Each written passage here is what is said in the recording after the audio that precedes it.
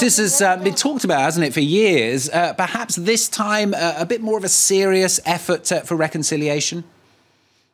Yes, it looks like a real effort this time, because 10 years after Hamas chased Fatah, the Islamist group Hamas chased the ruling party Fatah out of the Gaza Strip, violence. Then many Fatah men died. Now they are welcomed back. It's an honour guard. Fatah politicians came yesterday. We saw Fatah flags, which are forbidden in the Gaza Strip, flying.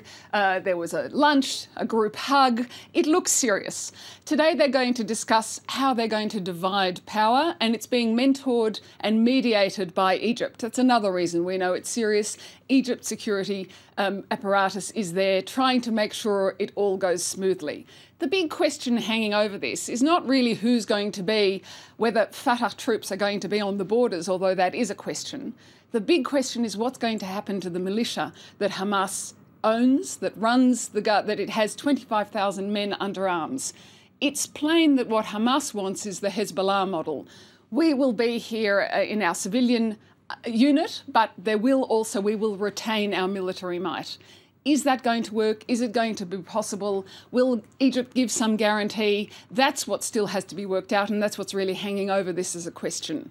And presumably, Iris, in the slightly longer term, what's also important is international support for this effort.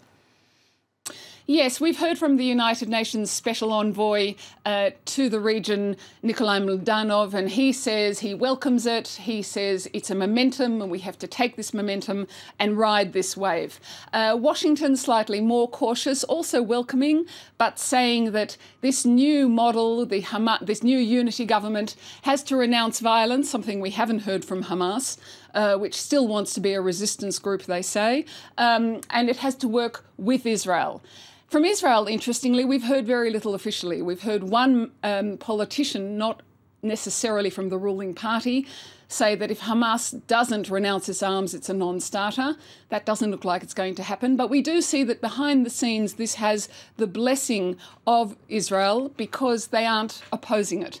So everybody's in a wait-and-see mode to see really if this unity government can move something forward, most of all for the people of Gaza.